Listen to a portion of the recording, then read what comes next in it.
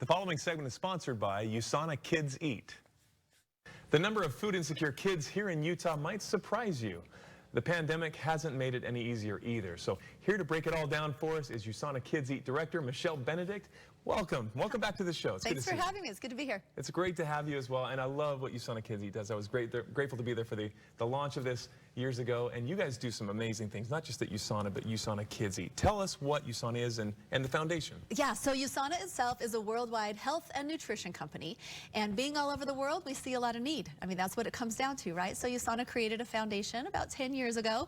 Our foundation focuses on worldwide projects and humanitarian efforts, and we have a local effort, and that's where I come in. It's USANA Kids Eat.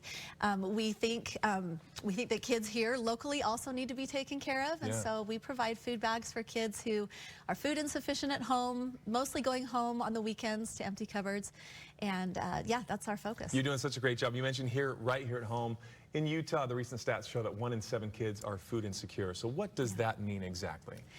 So these kids rely mostly on school for their nutrition. They're going to school. A lot of times they're having breakfast there, lunch, of course, sometimes dinner there. And food insecure basically just means that you just don't know where your next meal is coming from and when. It's just very uncertain. Yeah, that's heartbreaking. And on the front lines, you see this every single day, Michelle. And not knowing where your next meal is coming from can add a lot of stress to these kids. It can, yeah. These kids grow up really fast. They have to think about adult level things. We heard just last week about this cute little boy whose parents had kind of, I guess, abandoned him when he was very young. And so the grandmother stepped in to raise him, and we see that a lot.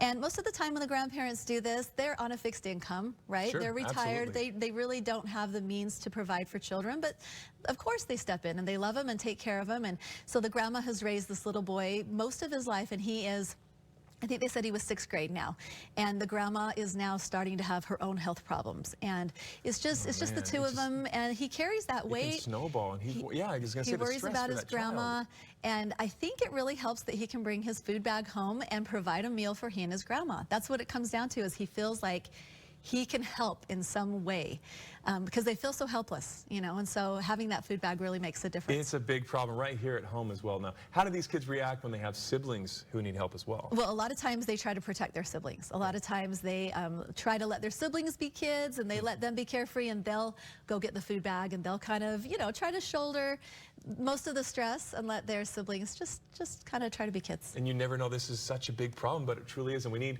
all of our efforts. The pandemic, I'm sure, hasn't helped. No, the pandemic has just made it more like a roller coaster. You know, it's just been a mess. Well, we're so grateful that you guys are here. Now, with school ending as well in just a couple of weeks, how can we best help your efforts? So we are at a point in the year where we're looking for adoptive sponsors, and these are people who step up and fund a specific school for the next school year. So, you know, we're ending this year, we're looking into fall, which sounds a little premature, but this is about the time. Got to look ahead, though, because the kids can't wait. Yep, and it's neat. They're able to select a school, they fund it, they have the opportunity to come in and pack bags.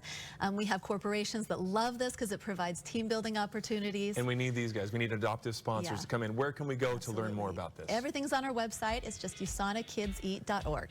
USANAKidsEat.org. Thank you guys, and thank you. Thank you, David. Good to see you.